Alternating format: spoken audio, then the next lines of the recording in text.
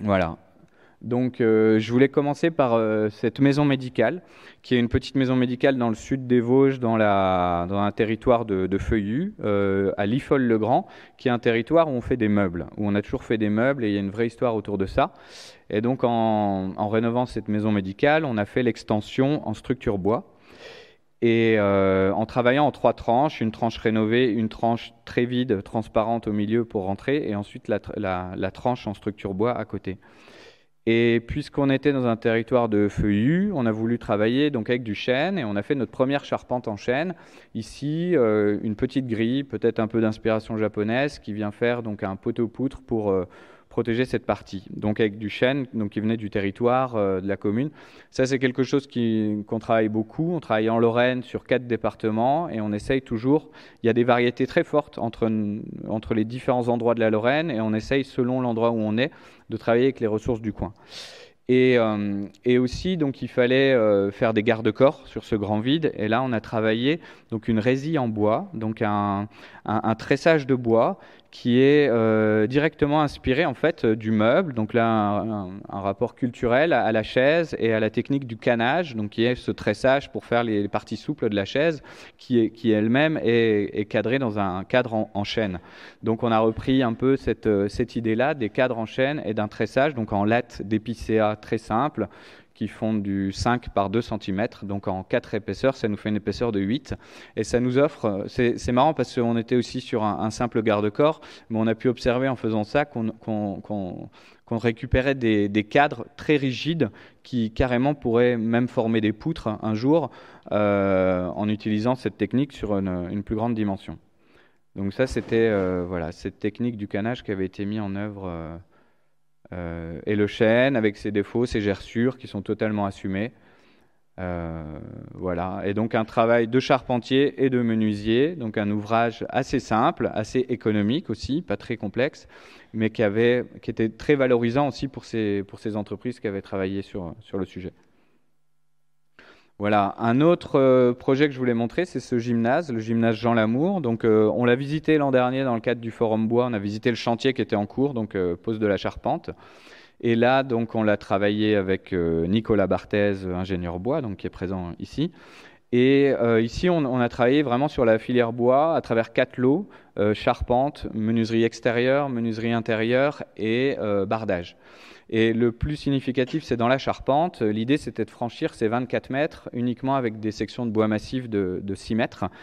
Et donc on a travaillé cette coupe, ce dessin, donc qui part d'une poutre triangulée reconstituée, avec une partie qui s'élargit en partie centrale, avec aussi cette idée que la triangulation pouvait devenir un tressage, pouvait devenir un peu une mise en forme et créer quelque chose qui sorte des références industrielles au milieu et créer un motif, une maille à l'intérieur de laquelle la lumière traverse depuis le haut. Donc là, on a travaillé avec Le Bras Frères, qui sont charpentiers en Lorraine, qui ont réalisé cet ouvrage, qui était assez précis, qui a demandé du bois très sec, hein, du bois, je crois, à 16% d'humidité, pour garantir donc un minimum de mouvement et une stabilité, un minimum de flèche sur ça. On a travaillé avec une scierie locale, une scierie vosgienne, comme il en existe beaucoup sur notre territoire. La scierie Mandray, donc on est allé aussi visiter. Ensuite, un autre projet qu'on vient de livrer il y a un mois, c'est le marché couvert de la ville de Saint-Dizier, qui est un bâtiment qui crée un peu le lien entre les ouvrages en pierre et les ouvrages en bois, avec un vrai travail de compagnonnage sur des murs en pierre et des arcs en pierre, et ensuite une forte présence du bois sur une grande nappe à l'intérieur. C'est un bâtiment, donc un concours gagné en 2018, hein, ça a été très long. On a eu, à la base, c'était une charpente bois à l'intérieur et on a eu des problèmes de qualité de sol et de fondation dont je n'ai pas le temps d'expliquer les détails, mais on a été obligé de passer sur une charpente en acier qui vient suspendre la dalle béton en bas. Donc la dalle béton est suspendue à la charpente et on ne pouvait pas faire ça en bois. Donc une charpente en acier et la charpente en bois s'est transformée en rési-bois, donc un plafond en chevron de 8-8 qui vient donc couvrir et reprendre la géométrie qu'avait la charpente initiale. Et elle vient apporter aussi une correction acoustique qui est très bénéfique sur cet espace. Et le quatrième projet, c'est cette petite maison, une petite maison toute simple à 250 000 euros de budget, où là on a un peu poussé cette idée de est-ce qu'on peut construire uniquement avec des ressources brutes non transformées locales et essayer d'éviter par jeu ou par défi tout produit industrialisé. Et donc cette petite maison, donc elle a déjà un plan très simple de cette manière. Une largeur de 6 mètres, une longueur de 12 mètres. Elle est isolée en botte de paille pour être en filière locale. Et cette maison, c'est une boîte en bois, une caisse en bois qui est posée sur des massifs en pierre, des massifs en granit, qui sont un petit peu aussi hérités du chalot. Le chalot, c'est un petit ouvrage qu'on a vers chez nous. Et bon, c'est technique aussi de poser des ouvrages en bois sur des blocs de pierre. C'est des techniques qu'on retrouve dans tous les territoires. Et donc, on a voulu travailler dans ce sens-là. Alors, on était en zone sismique, ce qui nous a quand même imposé à avoir des tirants sismiques sous nos blocs de pierre. Mais si on est sur une zone où il n'y a pas de problème sismique, on peut tout à fait faire des trous à orgel, à 1 mètre, et empiler nos blocs de granit, et ensuite venir poser nos caisses en bois dessus. Et ensuite, on fabrique donc nos caisses en bois où on vient glisser nos bottes de paille dedans.